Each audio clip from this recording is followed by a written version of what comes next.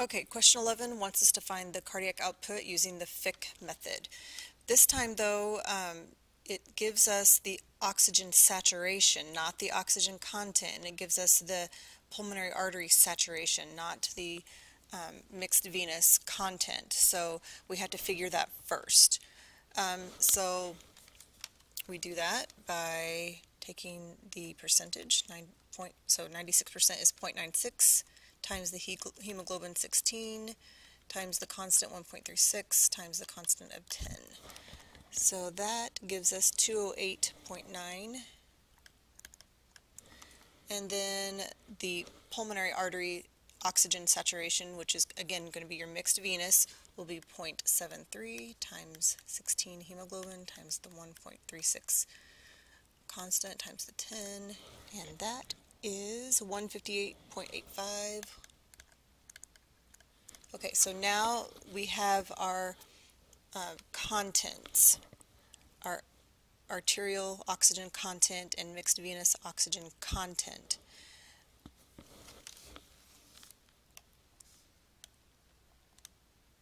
So now we can plug that into the cardiac output formula, which is 210 over the difference of 208.90 minus 158.85 equals 210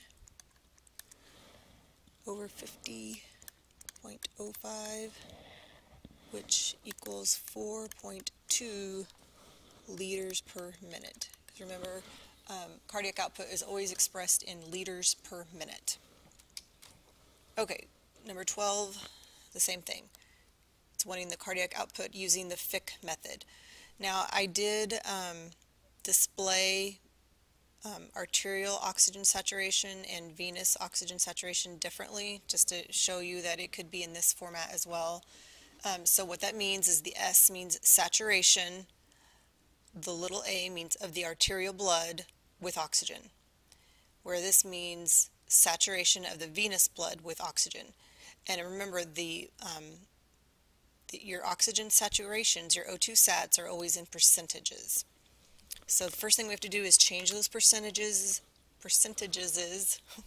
into content, oxygen content. So 0.99 times 17, which is the hemoglobin, times the constant of 1.36 times 10. And that gives us 228.90, 228.90. And then our mixed venous is 0.74 times 17 times 1.36 times 10, which gives us 171.1, 171.10. Okay, so now we can do the formula, which is 180 over the difference of 228.90 minus 171.10. I'm running out of room,